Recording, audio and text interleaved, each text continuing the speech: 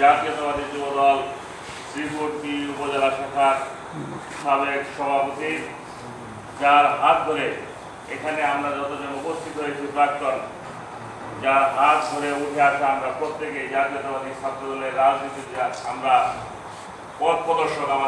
আমাদের পরম শ্রদ্ধাভাজন জনাব ABM শামীম কবির চাচা, মঞ্চে উপবিষ্ট জাতীয়তাবাদী যুবদল শ্রীপুরটি উপজেলা শাখার সম্মানিত নেতৃবৃন্দ, উপস্থিত শ্রীপুরটির শহর শাখার সম্মানিত নেতৃবৃন্দ, উপজেলা ছাত্র দলের নেতৃবৃন্দ, উপজেলা যুব দলের নেতৃবৃন্দ, শ্রমিক দলের সম্মানিত সভাপতি সহ আমার সফর সঙ্গীবৃন্দ, আমার সম্মুখে উপস্থিত রানী শিমুল ইউনিয়নের সম্মানিত যুব দলের নেতৃবৃন্দ এবং অঙ্গ সংগঠনের সম্মানিত নেতৃবৃন্দ সহ বাংলাদেশ জাতীয়তাবাদী যুবদল শ্রীপুরটি উপজেলার আওতাধীন ২ নং রানী শিমুল ইউনিয়নের সম্মানিত নেতৃবৃন্দ, আসসালামু আলাইকুম ওয়া রাহমাতুল্লাহ। এত সুন্দর বক্তব্য আমার আগে যিনি পূর্ববর্তী বক্তা দিয়েছেন, এরপরে আপনাদেরকে বোঝানোর মতো কোনো কিছু নেই। এখানে শুধুমাত্র শুভেচ্ছা বিনিময় করার জন্য আজকে কিন্তু উপস্থিত হয়েছি।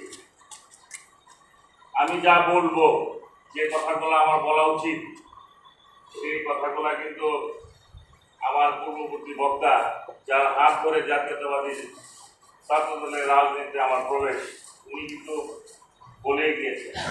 সুতরাং আমার জন্য কাজটা অনেক সহজ থেকে সহজতর হয়েছে। এখানে ঈদ পূর্ণ মিলনী এবং মতামত, এটাই কিন্তু ব্যানারে লেখা রয়েছে যে রাজনীতি হলো একটা পাঠশালা। একটা পাঠশালা যেমন ছাত্ররা দিয়ে সেখান থেকে কোনো কিছু শিখে, সেখান থেকে পড়াশোনা করে, তারা জ্ঞান লাভ করে, ঠিক তেমনি ভাবে রাজনীতি যদি কালচার না থাকে, যদি কর্মীর সাথে নেতার মত বিনিময় না থাকে, কর্মীর সাথে যদি নেতার দেখা সাক্ষাৎ না থাকে, মনের ভাব আদান প্রদান না হয়, তাহলে সেই রাজনৈতিক দলের কর্মী কিন্তু বেশি দিন থাকে না। সুতরাং আমরা মনে করেছি যে আমাদের জাতীয়তাবাদী যুবদল মনে করেছে যে প্রত্যেকটা নেতা কর্মীর সাথে আমাদের কথা বলা উচিত, একটা উপলক্ষকে সামনে রেখে। সেই জন্যই বাংলাদেশ জাতীয়তাবাদী যুবদল শ্রীপুরটি উপজেলা শাখা ঐতিহ্যবাহী ২ নং রানী শিমুল ইউনিয়ন শাখার উদ্যোগে আজকে কিন্তু আপনাদের সাথে এই মত বিনিময় এবং আমাদের যে ঈদ পূর্ণ মিলনী, ঈদে আমরা এক একজন এক এক কাজে ব্যস্ত ছিলাম, সবার সাথে একসাথে দেখা হয়নি, সেই কারণেই কিন্তু আপনাদের সাথে দেখা হয়। সম্মানিত উপস্থিতি, আমরা যেহেতু রাজনীতি করি, যেখানে আমরা যাই রাজনীতিকে প্রাধান্য দিয়ে কিন্তু কথা বলি। পানি ছাড়া যেমন মাছ বেশিক্ষণ জীবিত থাকে না, যারা আমরা রাজনীতি করি মানুষ ছাড়া কিন্তু বেশিক্ষণ থাকতে পারি না। মাছ যেমন পানি ছাড়া ছটফট করে, তেমনি কিন্তু আমরা যারা রাজনীতি করি মানুষের সাথে বেশিক্ষণ না থাকলে আমরাও কিন্তু ছটফট করি। আমাদের চেষ্টা থাকে, আমাদের চিন্তা থাকে যে আমরা কখন একটা মানুষের সঙ্গে কথা বলবো, মানুষের সঙ্গে ভাব আদান প্রদান করবো, মানুষকে আমার দলের কথাগুলো বলবো, আমার দলের নেত্রী কি চায়, আমার দলের নেতা কি চায়, আমার দলের আগামী দিনে আমাদের দলের মানুষের কল্যাণে কি কাজ করতে চায়, দেশের জন্য কি কাজ করতে চায়, এই সমস্ত কথাগুলাই কিন্তু আমরা মানুষের সঙ্গে গিয়ে, সাধারণ মানুষের সঙ্গে নিয়ে আলোচনা করি। আজকে সেই কালচারটা, সেই কাজগুলা অনেকখানি কিন্তু স্থবির হয়ে গেছে। সেই জায়গা থেকে আমাদেরকে বের হয়ে আসতে হবে। আমাদেরকে মানুষের কাছে গিয়ে মানুষের কষ্টের কথা শুনতে হবে, সাধারণ মানুষের কাছে গিয়ে আমার দলের কথা বলতে হবে, সাধারণ মানুষের কাছে গিয়ে গত 17টি বছর আমরা কিভাবে নির্যাতিত হয়েছি সেই কথাগুলো, আমাদের কষ্টের কথাগুলো তুলে ধরতে হবে। সামনের দিনে আমাদের দেশ নেতা জনাব তারেক রহমান এই দলকে কিভাবে চালাতে চায়, সামনের দিনে নেতৃত্ব বাছাই কিভাবে করতে চায়, আগামী দিনে মানুষের জন্য জনাব তারেক রহমান সহ জাতীয়তাবাদী দল বিএনপি কি করতে চায়, এই কথাগুলাই কিন্তু আমাদের কাছে গিয়ে মানুষের কাছে গিয়ে বলতে হবে। সেই কথাগুলা বলার মতো কিন্তু মানুষ আমাদের দলের সংখ্যা কম। যারা একটু গুছিয়ে কথা বলতে পারে, যাদের মধ্যে একটু সম্ভাবনা তৈরি হয়, যারা মানুষের সঙ্গে গিয়ে মিশে, যারা আগামী দিনে নেতৃত্ব দিতে চায়, সেই মানুষগুলাকে কিন্তু পিছন দিক থেকে আঘাত করার চেষ্টা করা। আমরা মনে করি যে দক্ষিণ অঞ্চলের মানুষ সবসময় রাজনীতির জন্য উর্বর। দক্ষিণ অঞ্চলের মানুষ আমাদের উত্তর অঞ্চলের মানুষের সাথে সবচেয়ে রাজনৈতিক সচেতন।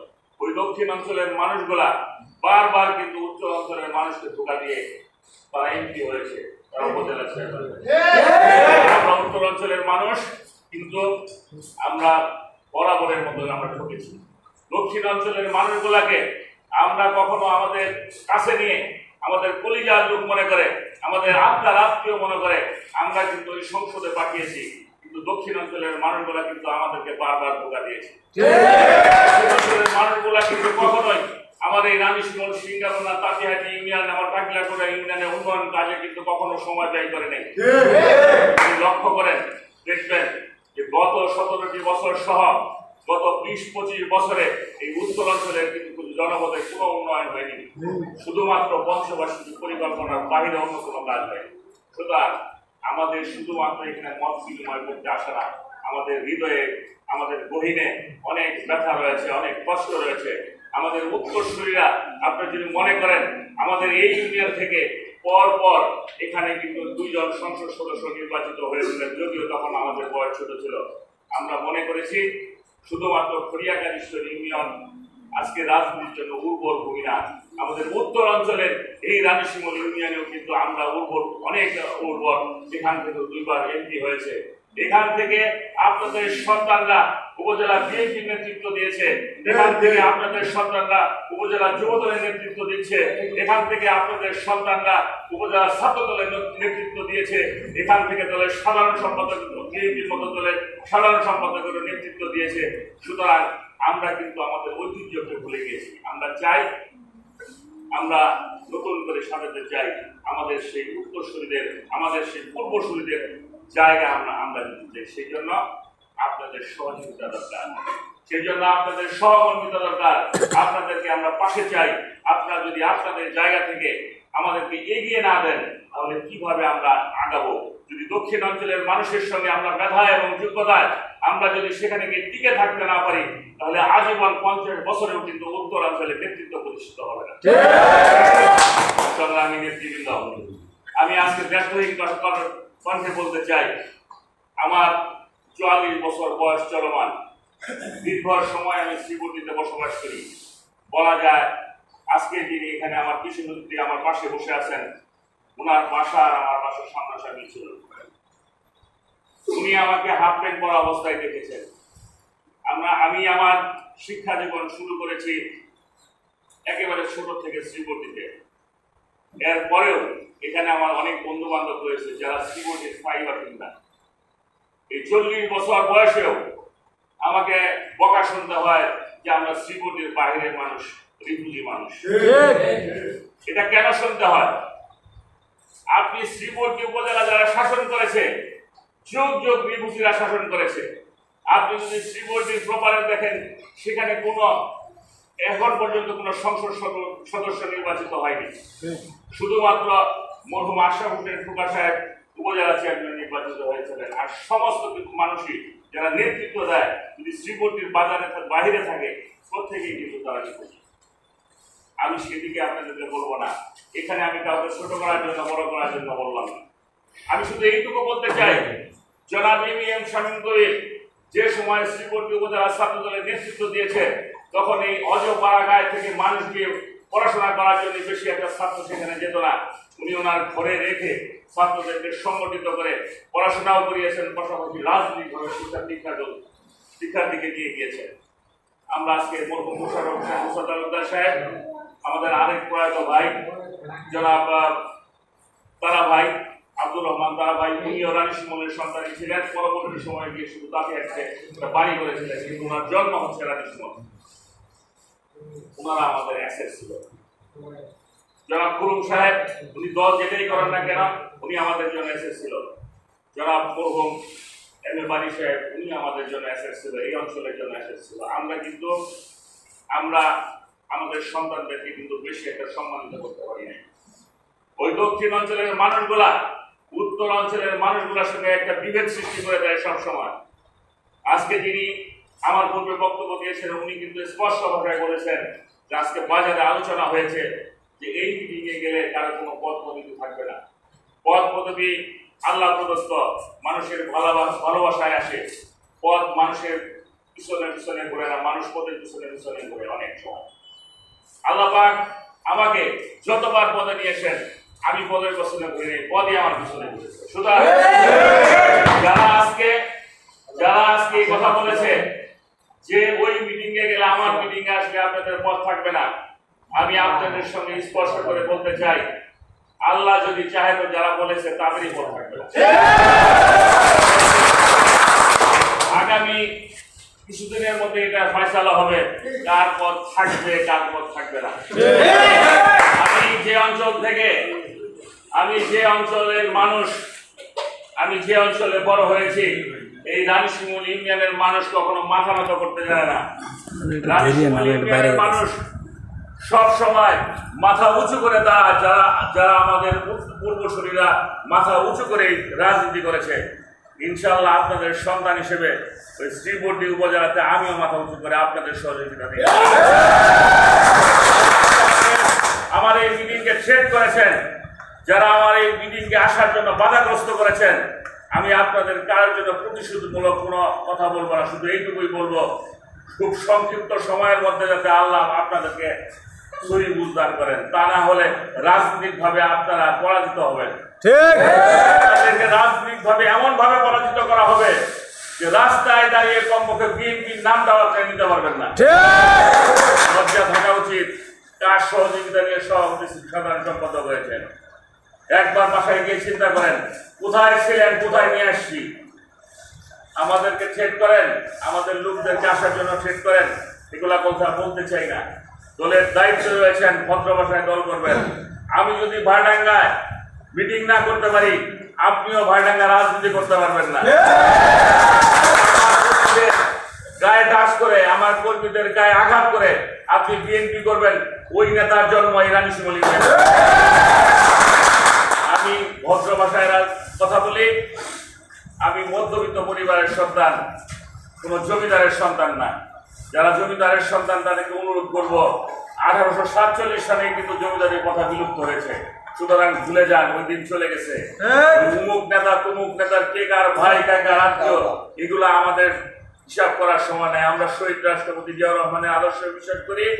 বেগম খালেদা জিয়া আমাদের মূর্ত প্রতীক, বেগম খালেদা জিয়া আমাদের আবশ্যিক নেত্রী, বেগম খালেদা জিয়া আমাদেরকে যে শিক্ষা দিয়েছে, জনাব তারেক রহমান আমাদেরকে যে শিক্ষা দিয়েছে, সেই শিক্ষায় আমরা দীক্ষা গ্রহণ করে শিক্ষিত হয়েছে। আমাদের কাছে জিয়া পরিবারের বাইরে অন্য কোনো পরিবারের কোনো আমরা হিসাব করি।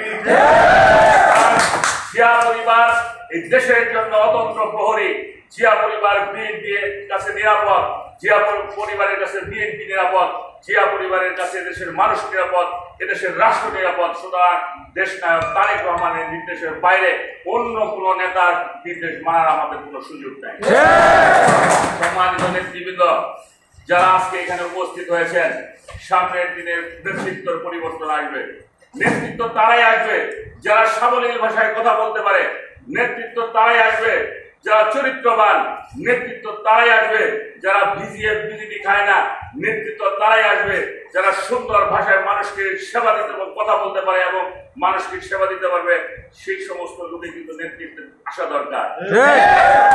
আমরা শুরু করেছি নেতৃত্বের পরিবর্তন হবে আমাদের মাঝে, কিন্তু সেই পরিবর্তন হবে গণতান্ত্রিক পদ্ধতিতে। আজকে যদি ভোটের জন্য আমরা লড়াই করতে পারি, ভোটের জন্য আমরা 17 বছর লড়াই করছি, এই ভোটের অধিকার ফিরিয়ে আনার জন্য এখনো কিন্তু আমরা ভোটের অধিকার ফিরিয়ে দিতে পারিনি বাংলাদেশের জনগণকে। সেই জন্য আরেকটি লড়াই করতে হবে। সেই লড়াই হচ্ছে আমাদের দলের সাংগঠনিক নিয়মের বাইরে কোনো কমিটি হবে না, সাংগঠনিক নিয়মের মধ্যে হবে, গণতান্ত্রিক পদ্ধতিতে বিএনপির কমিটি হতে হবে। আগামী দিনে সেই লড়াই আমাদেরকে নামতে হবে। লড়াইয়ে আপনাদেরকে আমরা পাশে চাই, সেই লড়াই আপনাদেরকে আমাদের পাশে লাগবে। আপনাদের সন্তানরা যারা বারবার ওই শ্রীবর্দী উপজেলাতে নেতৃত্ব দিতে গিয়ে বারবার লাঞ্ছিত হয়ে এসেছে, বারবার অপমানিত হয়ে এসেছে, একটা মুকুট পরে ওখান থেকে আসতে পারে নাই। অথচ আপনাদের সন্তানেরাই খুব বিগত দিনে এই যারা আজকে শ্রীমূর্তি উপজেলাতে রাজনীতি তাদের শিক্ষক হিসেবে ছিল, সেই শিক্ষকদেরকে কিভাবে অপমান অপদস্থ করে ওই দক্ষিণ অঞ্চলের নেতারা বের করে দিয়েছে, এটা কিন্তু আমরা দেখেছি। আমরা সেখান থেকে দেখে আমরা কষ্ট পেয়েছি, কিন্তু আমাদের জায়গা থেকে করার কিছুই ছিল না। ঠিক একই রকম আঘাত আমার উপরে আসা শুরু করেছে। আমি ওই যে আগে বললাম, যাদের মধ্যে সম্ভাবনা রয়েছে তাদেরকেই তারা ধরে। আমরা মনে করি ঝিনাইগাতি শ্রীবর্দী একটা আসন, সেই আসনে আগামী দিনে তারেক রহমান সাহেব যাকে নমিনেশন দিবে ধানের শীষের পক্ষে, আমরা তার পক্ষেই কাজ করবো। আমরা রাজনীতি করতে আসি নাই, আমরা রাজনীতি করতে এসেছি শ্রীবর্দী ঝিনাইগাতির মানুষের জন্য রাজনীতি করতে এসেছি। কোনো ব্যক্তিকে আমরা এমপি মন্ত্রী বানানোর জন্য আসি নাই, কারণ আমরা কোনো ব্যক্তির কাছে এটা আমরা ইজারা দিই নাই এই দলকে। আপনাদের জায়গা থেকে প্রতিবাদ করতে হবে, প্রতিরোধ করতে হবে। দক্ষিণ অঞ্চলের নেতাদেরকে আঙুল দিয়ে বুঝাই দিতে হবে, আপনারা এমপি হবেন, মন্ত্রী হবেন, উপজেলা চেয়ারম্যান হবেন, কিন্তু আমাদের সন্তানকে অপমান অপদস্থ করে আপনারা এই ইউনিয়নে আসতে পারবেন না। আমি আপনাদেরকে চ্যালেঞ্জ দিতে চাই, যারা স্থানীয়ভাবে বিএনপি করেন, আপনাদের কমিটির মেয়াদ কদিন রয়েছে, আপনারা খুঁজে দেখবেন।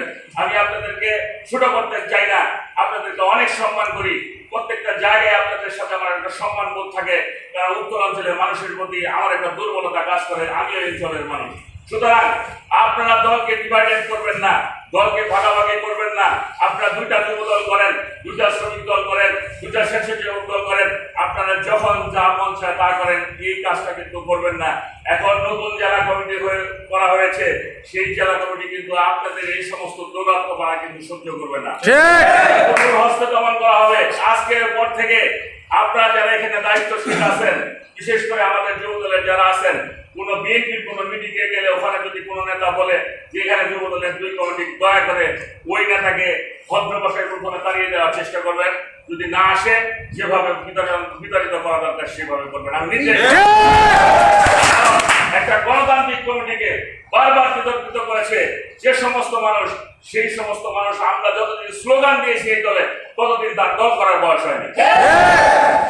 সুতরাং আমরা মনে করি আজ্ঞাবহ রাজনীতি দিয়ে নিজের কল্যাণ করা যাবে, কিন্তু মানুষের কল্যাণ করা যাবে না, দলের কল্যাণার্থে কোনো কাজ আসবে না।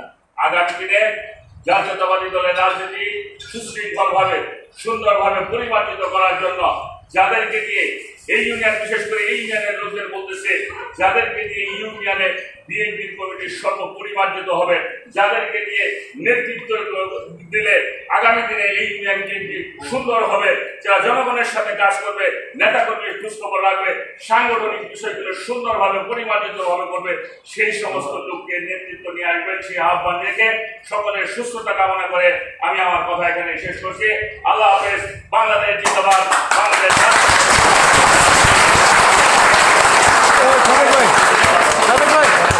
আসসালামু আলাইকুম ওয়া রাহমাতুল্লাহি ওয়া বারাকাতুহু।